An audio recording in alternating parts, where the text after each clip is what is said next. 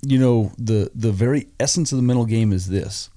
The only reason an event matters is because we make it matter.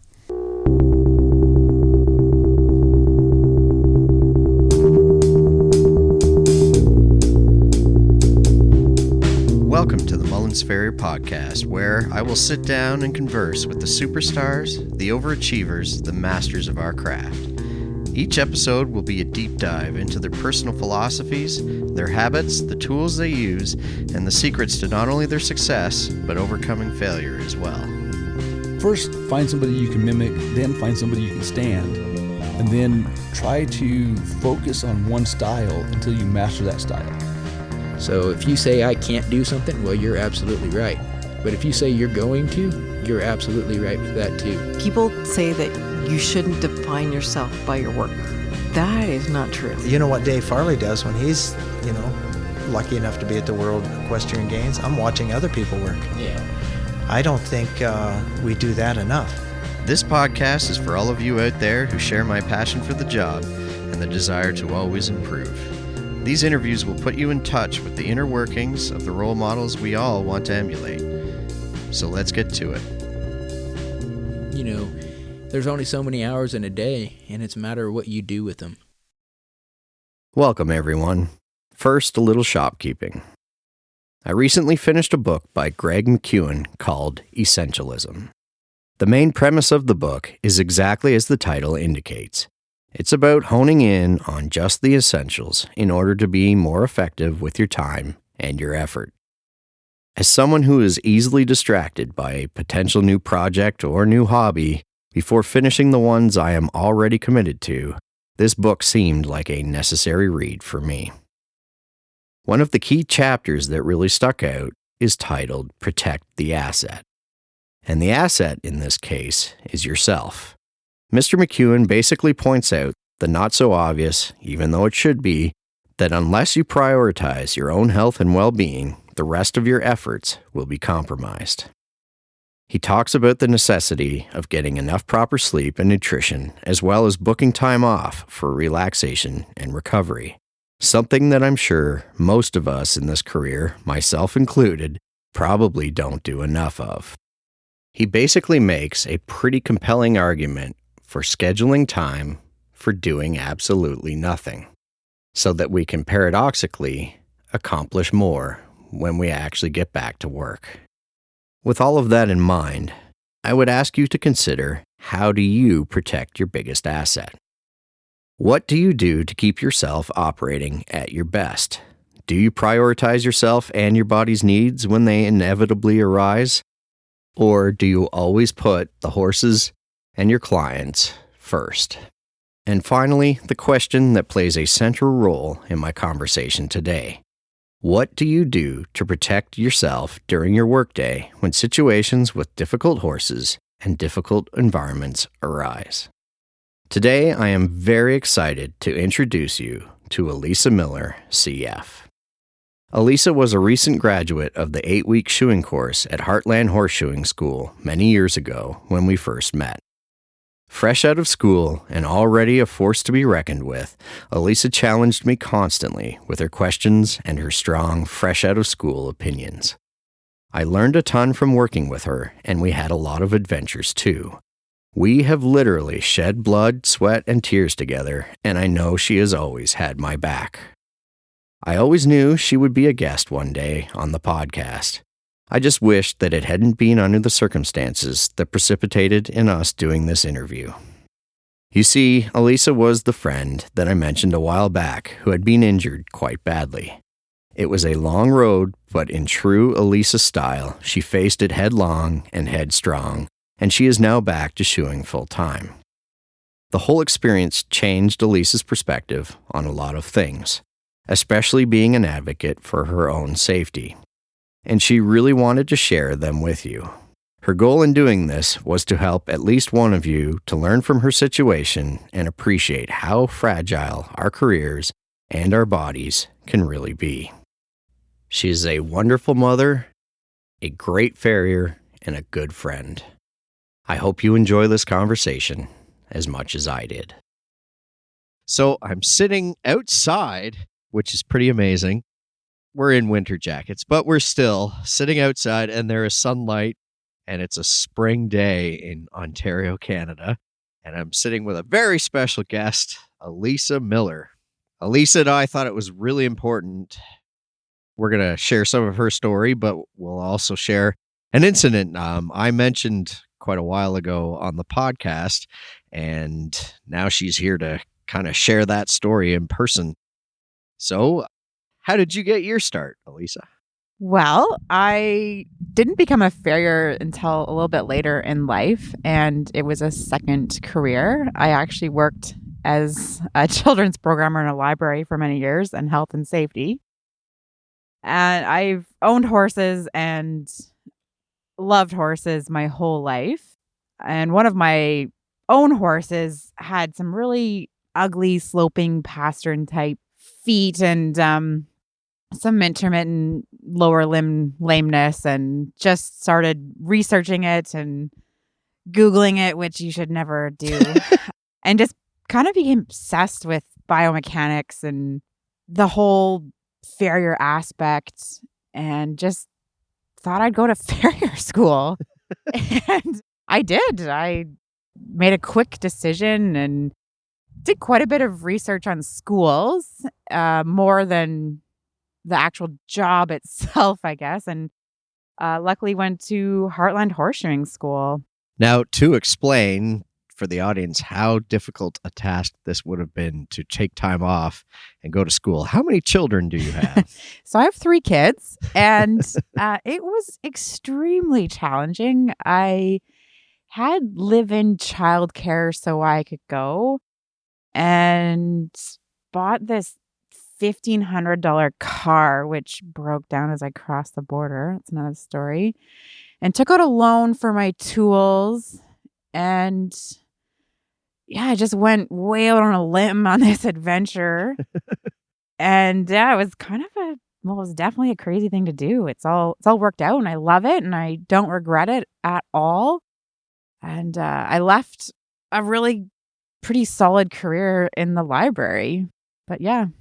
I remember the day you actually told me that you were able to give your notice at the library, that you were so busy shoeing that it just didn't make sense to be there anymore. For a couple of years, I still did some programs at the library. So I would go to the library in the morning, do some story times and things, go into the bathroom, change into my work clothes, and then go shoe horses in the afternoon. So it was like I lived this double life for a couple of years. So with your job and as it progressed, so what type of horses do you typically work on? I live in an area where I think it's an advantage. I enjoy it. I do a really wide variety. So a lot of hunter jumpers, fenters, a couple, dressage horses, but there's some reiners, some Western pleasures. And I do a lot of therapeutic stuff in my area too, which is very satisfying for me. But yeah, really wide range. Yeah. Now, I guess part of the backstory is that Elisa actually worked with me after she had left the farrier school. And she's part of the reason why I went to Heartland, because I saw how much she knew out of an 8-week course. And when you contacted me, you were already you had your own clients. You were traveling halfway across Ontario to do trims. Yeah. And I was amazed at just how handy you were right off the bat. Oh, thank you. Heartland is really good at, man, you can learn so much there in a week. It's just mind blowing, literally. It's just so concentrated what you learn there. And obviously it's what you take out of that and carry with you throughout your career after. But yeah, they did a great job. I literally went there from working in a library. I barely knew what a forge was, and they totally opened me up to that whole world. And then you actually returned there. We went together on a trip down for a certification course. Could you kind of explain your journey as a CF? Yeah. So I've been back a couple of times, and it's so different to go back once you're already an established farrier. And it's just a really special place for me. the Gregorys have done so much for me. Yeah, going back for certification, I actually had attended a certification in Canada a couple weeks prior to just get a feel for what the process was. And it was a ton of fun. And I didn't even have a shoe board ready or anything like that, but it just opened my eyes up to what was going to be expected of me. And then a couple of weeks after, drove down to Missouri with you and attended the certification course.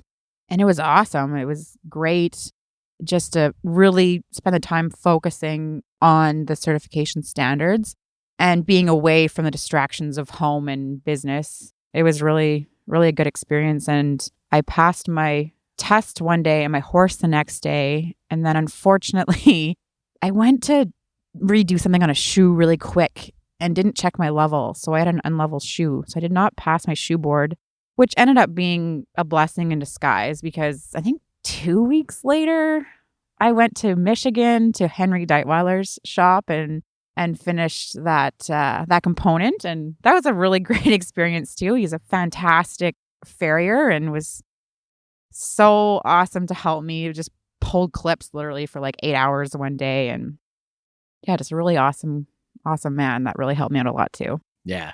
So many people, when we talk about the certification process, it's the story of the journey, like just the people that they've met. And yeah, like I've met so many incredible farriers through that process that I think about often and their tips and tricks. And yeah, I would absolutely recommend it to anybody thinking about doing it. It's a very valuable time. Yeah. So years ago, when you were working with me, I gave you a very long talk one night as we were driving home from a barn at, 9 o'clock or 10 o'clock at night. And you still had another hour after I dropped you off to get home about how all the great farriers worked all the time, crazy hours. They just did whatever it took to get it done. And then I watched you completely embrace that, even though at the time you thought, most of the people you do scheduled their own hours and didn't work past 3. Yeah, I definitely put in some hours over the years. And I kind of live a strange life in the fact that I have 3 kids. So I do try my best to balance my work life. But yeah, sometimes during the middle of the day, I'll have something at the school and then I'll go back to work. And oftentimes, when they were a little bit younger, I'd go back to work after they went to bed or if I had to fix a shoe or something like that. Now they're a bit older and I'm now getting to the point where I don't really want to work those long days anymore. Yeah. I mean, it's easy to do though when you love your job. Mm-hmm. And that's probably one of the hardest. You never really turn it off either, right? Like your phone is always receiving messages and I'm always thinking about the horses. Yeah, you definitely taught me to work hard. And I'm sorry. No. You taught me so much. Never be sorry. Now, part of the reason why we're having this discussion today is an incident that happened to you January 12th, you said? Yes. Yep. Okay. What happened on that fateful day? So it just started out like every other day. Got my kids off to school, headed to my first barn. I was only planning on being there for a couple of hours. And it's pretty close to my house. Pulled in, got set up. All the horses were inside in their stalls waiting for me. I had finished my first set of shoes, put that horse back in its stall, brought another horse out, and she was kind of antsy, but not terrible. Finished her, put her back in her stall. And then she was really kind of getting aggravated. She wanted outside, I believe. Wanted to turn out. And so, again, yeah, I just didn't really think too much of that. And then got another horse out, just started knifing out the first foot, and I heard this incredible bang. I still don't know if she jumped the stall, because these stalls are kind of open, or if she broke through the stall door. So I'm in my crouched position with this other horse's foot between my legs. And I look up and she's coming at me. This is a pretty big horse too. She's a jumper. And I waved my arms I didn't have time to get out of the way. In hindsight, like if I could go back in time, I would do anything to try and get out of the way. But she hit me with the most incredible force. And that's really the last thing of the actual accident that I remember. So I don't remember this, but this is what I did. I did message the owner. She was in the house. I luckily had my phone very close because I had my speaker in the barn with me. And I think I said barn now or barn ASAP. And she came down. I really was struggling to stand and later found out that I'd really injured my back. So again, I don't remember this, but I called a friend because, I guess that's what you do. And he picked me up. He must have been there really quickly. He lives very close by to this barn I was at. And he drove me to the hospital. I left everything there. And right away at the hospital, they realized I had a brain injury. I instantly had a full body CT and x-rays. My face was really badly cut. And so I had quite a few stitches, IV painkillers, and then admitted to stay just so they could monitor my head injury. Mm-hmm.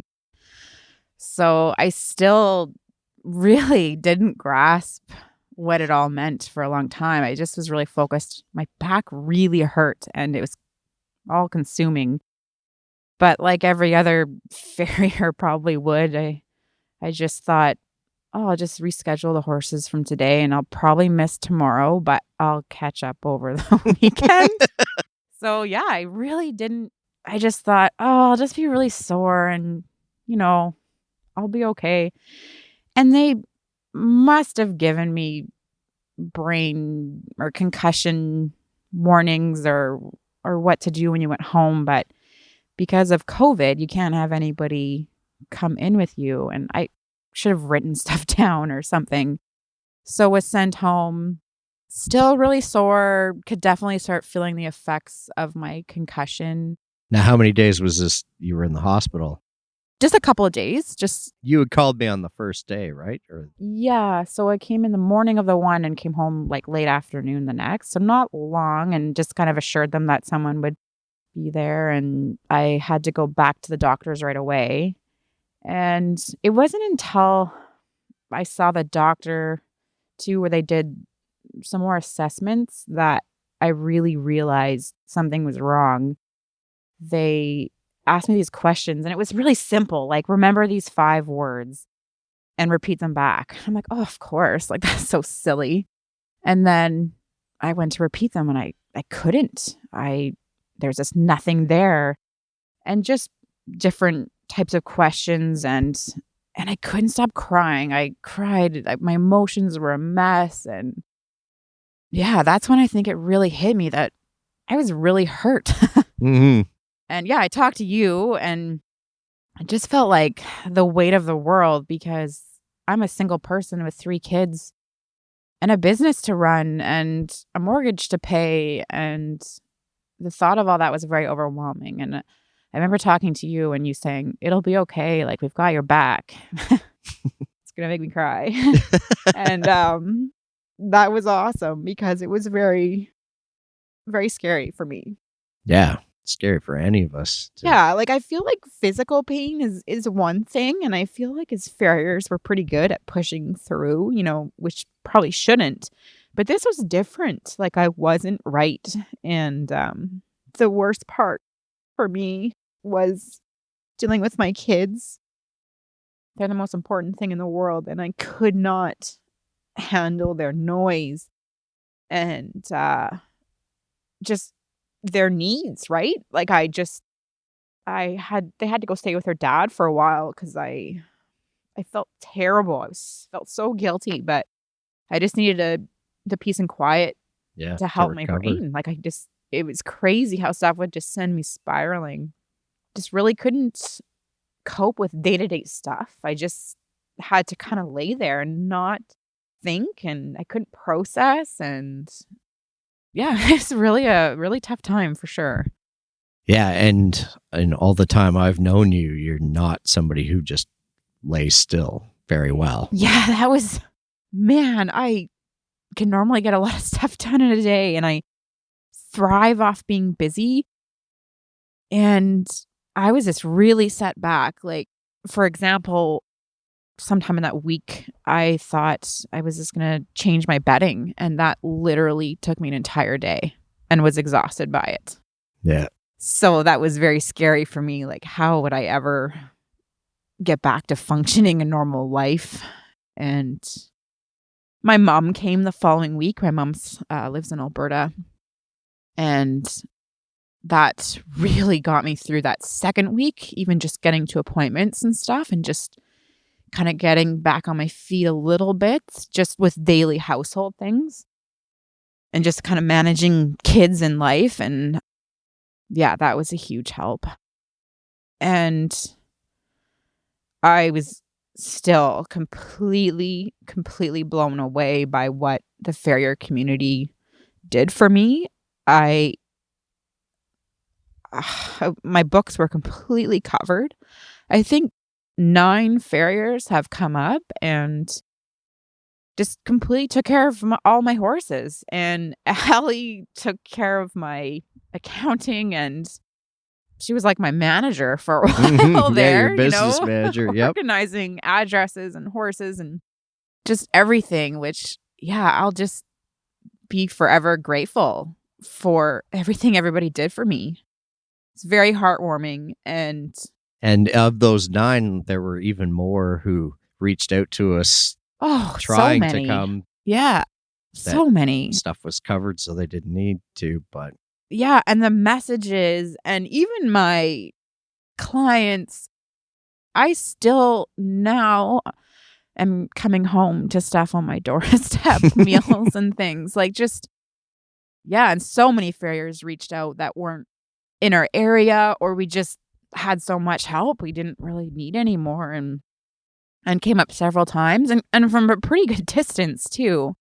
Not one farrier would even take gas money from me or anything. Just we're just so happy to help, and yeah, I'll forever be grateful for that.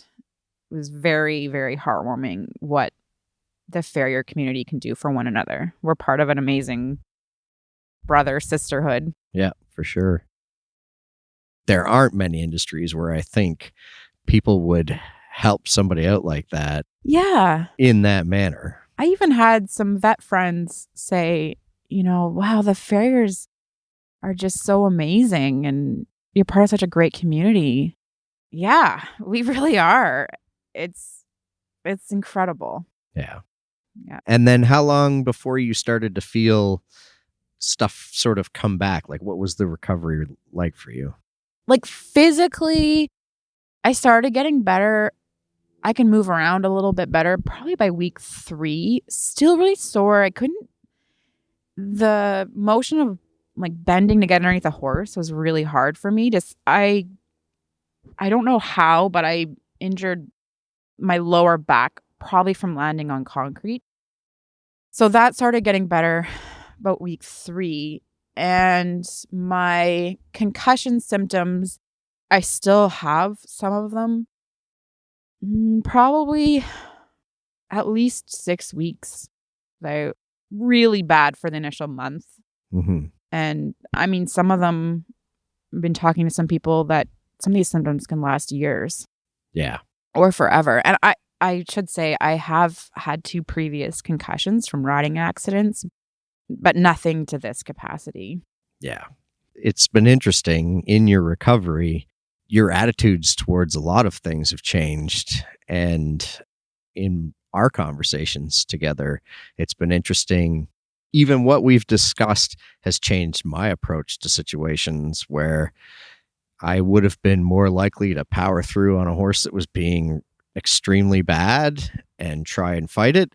I actually thought, this horse isn't worth it. This pair of front shoes, whatever money I make off of this, is not worth the rest of my career. Absolutely. Yeah. So what were some of the the hard lessons you took away from that situation? I think my specific incident was a bit of a freak accident. I don't think what specifically happened to me happens a lot. And I understand that our job is inherently dangerous, but just certain risks don't have to be taken. And it's just totally changed my outlook on this. I feel like horsemanship has changed a lot.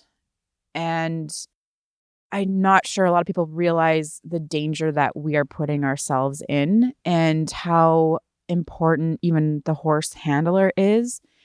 And we really need to have a voice to advocate for our own safety. And if farriers, I believe, as a whole, set the bar a little bit higher, that could make a huge difference for all of us.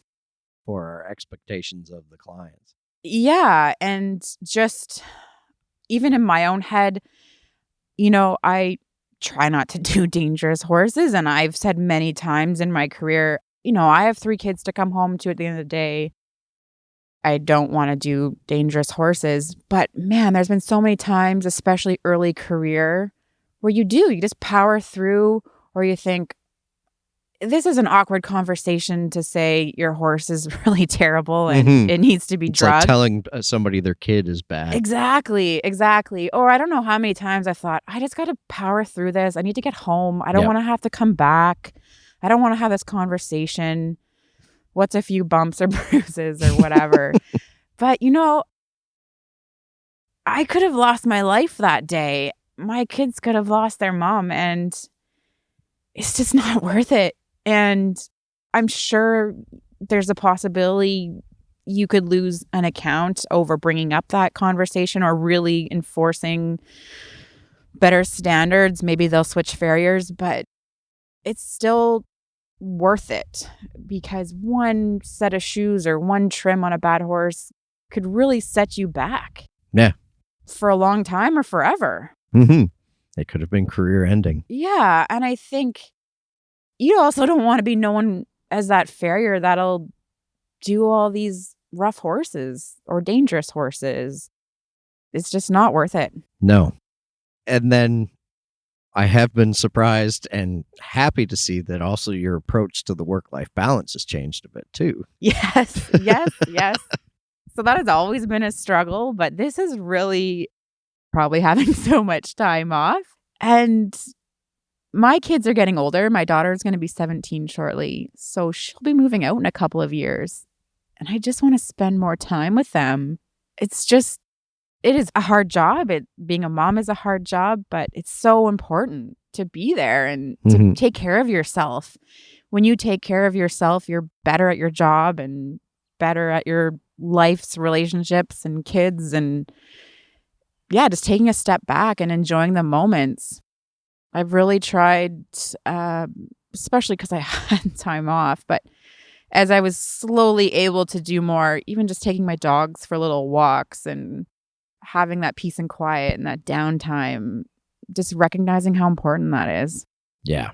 Where you can get in that cycle of just, you wake up, you shoe horses, you fall asleep. Yeah. Do it all over again. For sure.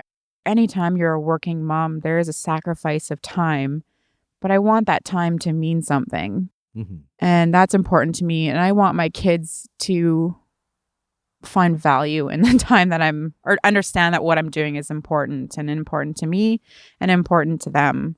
And just taking more downtime with them. Yeah.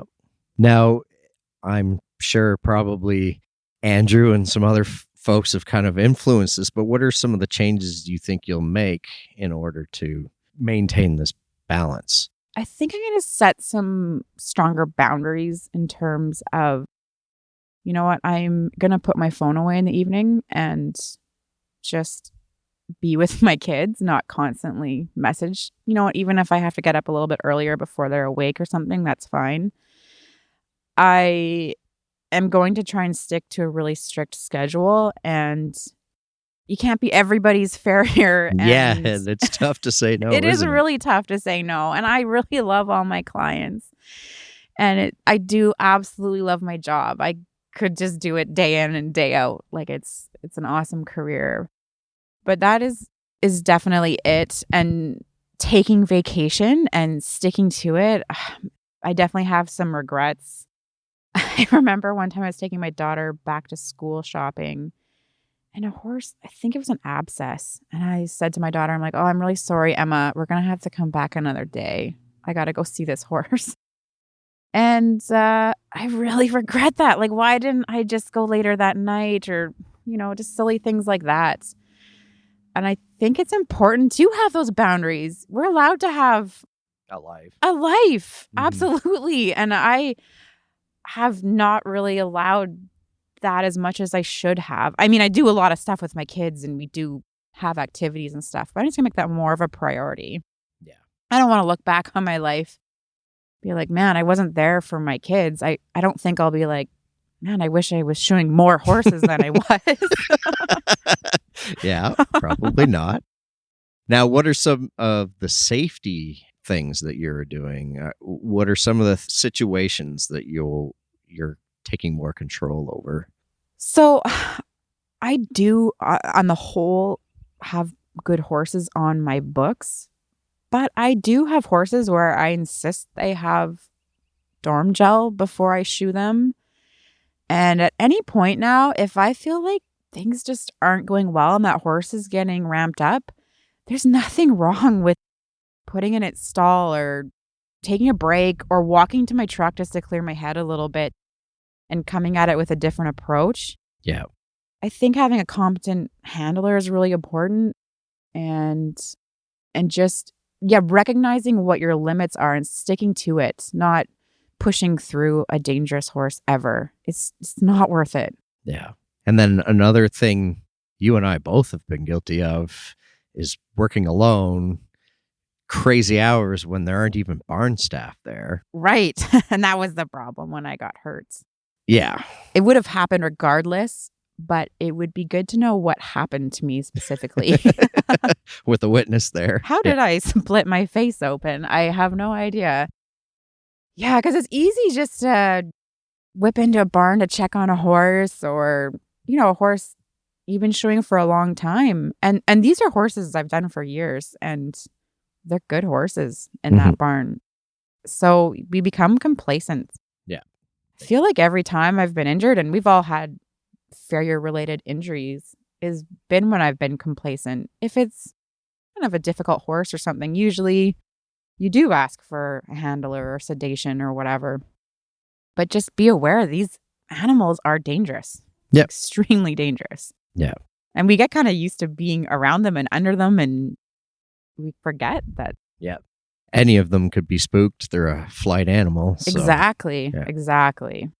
Yeah. I'm trying to think of just in the days that we were working together as you were coming back, just like things that I think one thing I've learned from your situation, and that I'm still guilty of, and I'm working on it, is that complacency in picking up hind legs. Yes. Yeah. I know I approach them as if every horse is going to be good. Yeah. And I really should, like, for the amount of time I think it's saving me, which is probably why I started doing it in the first place. Like, I could get a broken leg, and then all that time accumulated over the years is gone. And then I'll come shoe your horses. Yeah. And I'll be standing there with a cast on. Just things like that. Or even when we worked together and you were looking at the front, like looking at the nails after nailing a shoe up, just to nail them down. Because I wasn't looking at it from outside of what I was doing. And you're like, Elisa, that's dangerous. Yeah. There's situations that having another person, that's what's so cool about being able, like today we were able to work together. Yeah. And just having another set of eyes kind of point out things. And it is really valuable to have someone with you really trust. Yeah. And someone you know. So I know after my injury, my very first horse that I was going to shoe, you were there, and there's no one in the world I would have rather been there who knew me and knew what I needed. And yeah, the comfort of having someone who knows what to do. Yeah.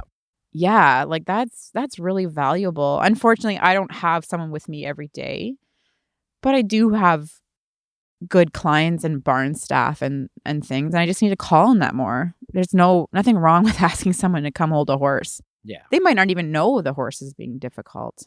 Mm-hmm. Yeah. I find I often err on the side of, well, I'd rather not inconvenience them. Yeah, and I do that all the time too. I'm like, oh, they don't want to stand here and watch me shoe this horse. Yeah. But They'd really would rather that than see you get hurt. Yep. People don't want their horses to hurt you. It's just one of those things that happens. for sure.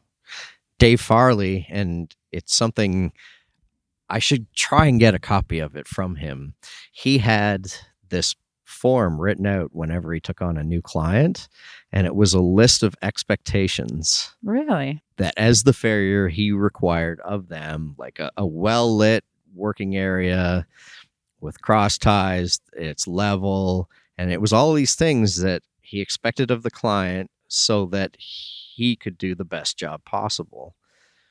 And I think if more of us embraced that kind of attitude, you're right. There are some clients who are just going to be like, well, I'm going to get somebody else because this Yeah. sounds like a problem or too much work for me. But you almost call the clients that aren't going to really care Absolutely. by doing stuff like that. And if we all set that standard, then they'd be like, oh, yeah, we really do need to provide this for our farriers. A Mhm. really safe environment. Yeah.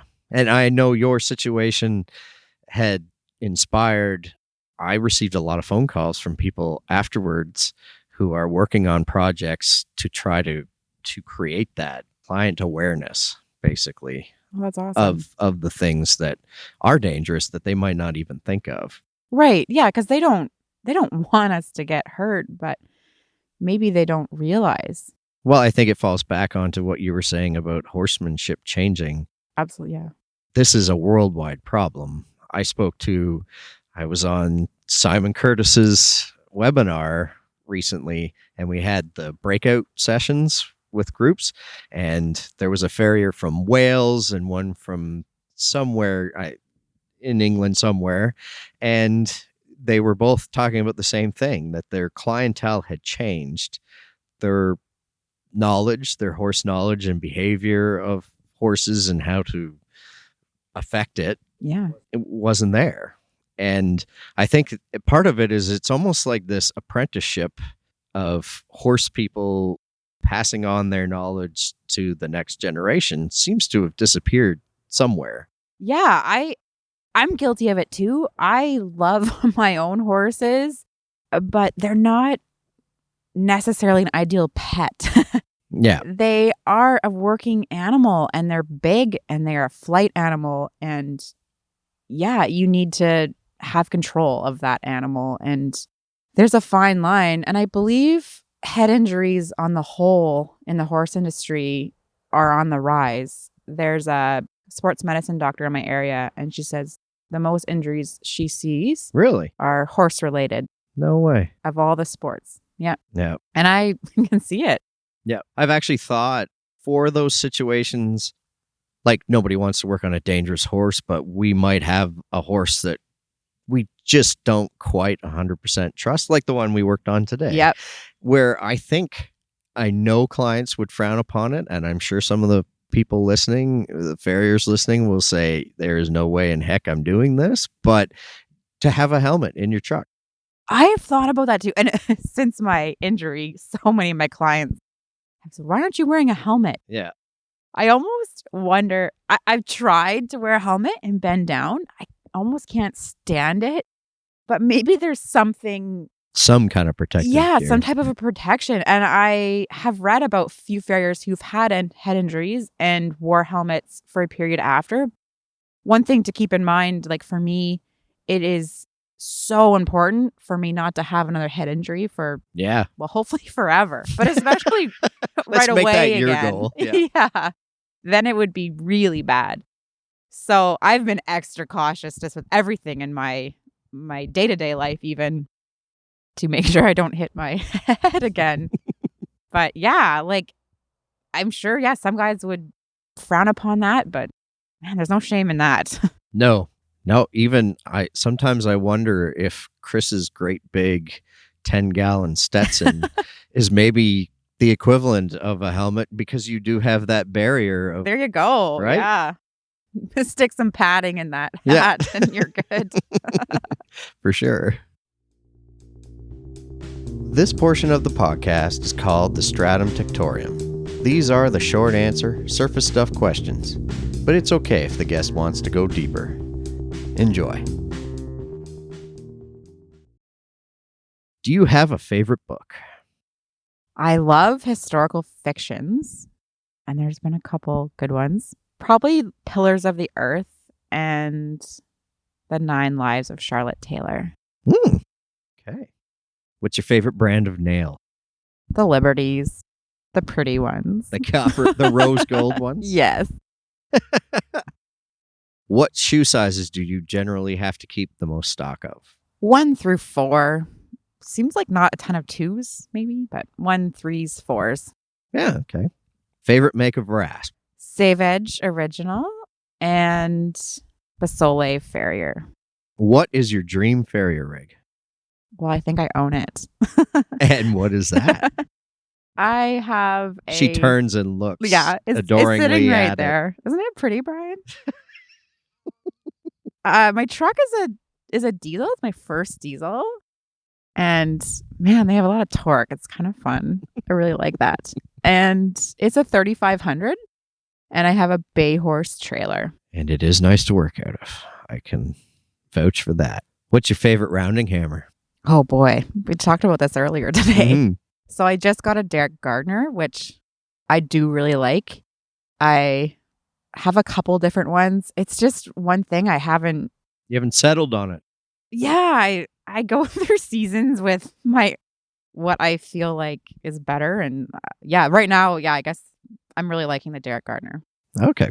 You also have a J Sharp, right? I do. I kind of kept it tucked away for a while because I know how special it is. And I thought one day, I'm like, I'm going to use this.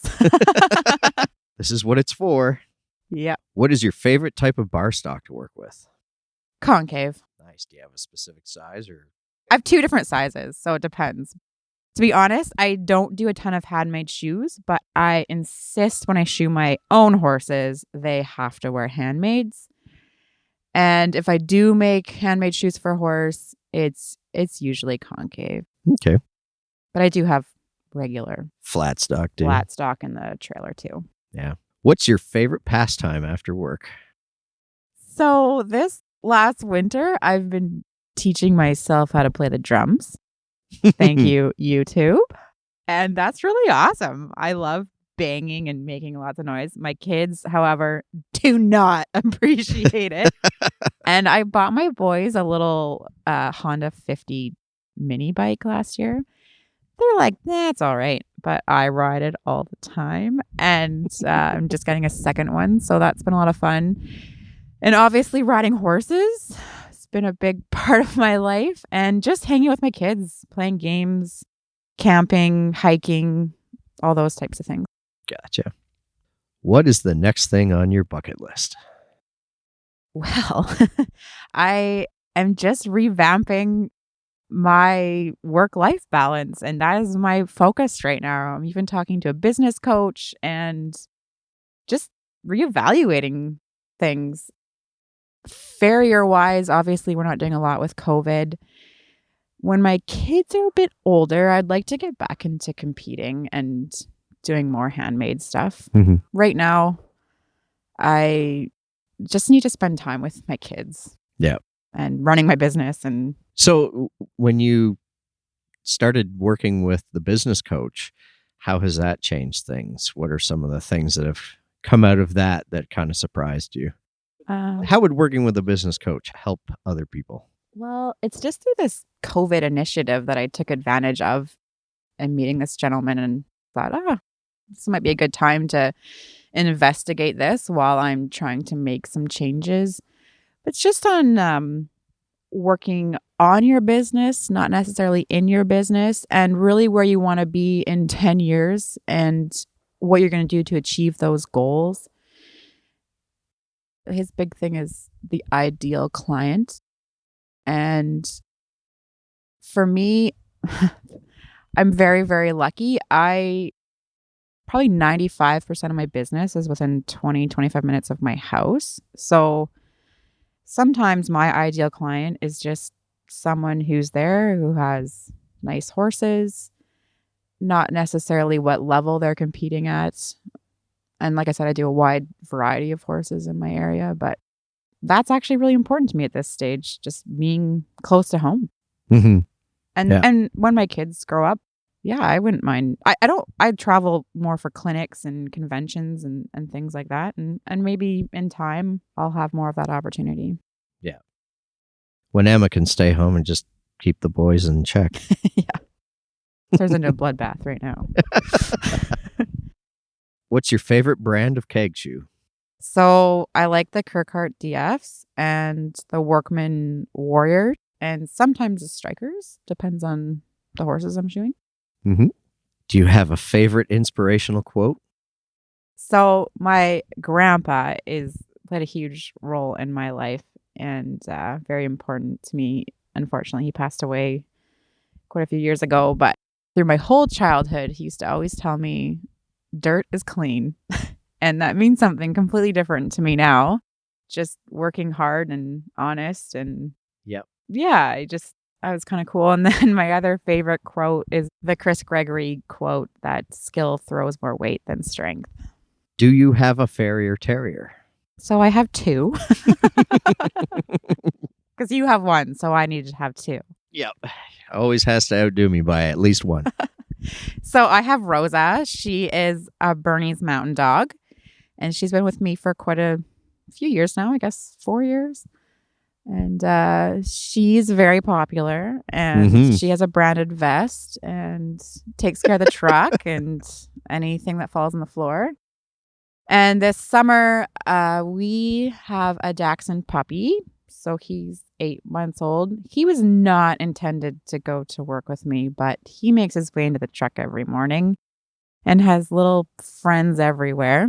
Rosa was a little miffed that he was in her spot in the truck, but now she's settled that he comes too. If you're stumped on a case or need backup, who do you call other than me? Oh, but you're definitely the one I call. It's always you. I can't say anybody else. You're definitely the one I call. Well, and Kathy. Kathy More Lesbrough's a bit. personal and chewing, but yeah. Depends who wants to listen to me crying, I guess. Or ranting. Yes. Do you have a favorite shoe or package for a mystery lameness when you don't know what it actually is? I do a lot of leather pads and sole pack and dental impression material, bar shoes. I really like frog support pads too. Mm-hmm. Cool. What do you use as your planner or agenda? I have like an old-fashioned day timer and I have to write things down in it. I've tried using my phone. I'm just a paper and pen person. Yep. Me too. What is your favorite method of soothing aches and pains? My hot tub for sure. Favorite drink? Coffee during the day. No. And then in the afternoon? After a long hot day, I do enjoy a beer or rye and ginger. I like those too. What's your favorite genre of music? I listen to a little bit of everything, but primarily country, which is a bit of an issue between Brian and I. What would you have been if not a farrier? I think being a farmer would be really awesome. I just could never afford a farm, but I think you're working towards that with your tractor. That's just a lot of cats, Brian. Oh, and your livestock. Yeah. That's my other thing to do after work. I bought a tractor and I love it. Teaching myself how to do things. There are a lot of holes. Yeah, on to the detriment of my lawn, actually. You Yeah. should see the divots. And the COVID question, if you were stuck in a shop with somebody for a month, who would you want to be stuck with? Well, I thought about this. That's hard. There's so many farriers that it would be so awesome to do that with. But I think Jonathan Green. I don't know if you remember when we were at certification, and I think I spent like like literally 10 hours probably on this silly square-toed trailer shoe. And I fought with it. Finally had it almost what I thought was pretty good. And man, it must have been like midnight or it was late, very late. And I was talking to this group of people and turned around and I saw some sparks coming out of my Coke forge and I pulled it out and it was in half. And he was standing there and I think he probably thought, I better help this girl out else she's going to completely lose it. And he really helped me rebuild that shoe and just helped me the next day. And just what he said was very simple and made sense. And I think it'd be really cool to hang out in his shop. Yeah, he would be cool. Yeah. Yeah. I look forward to running into him again someday. Yeah, me too. Yep. We'll road trip it out there.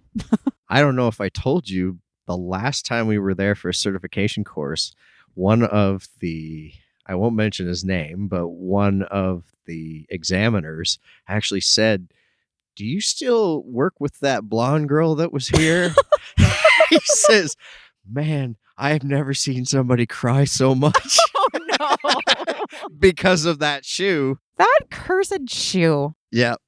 He said that girl might need to smoke some marijuana or something.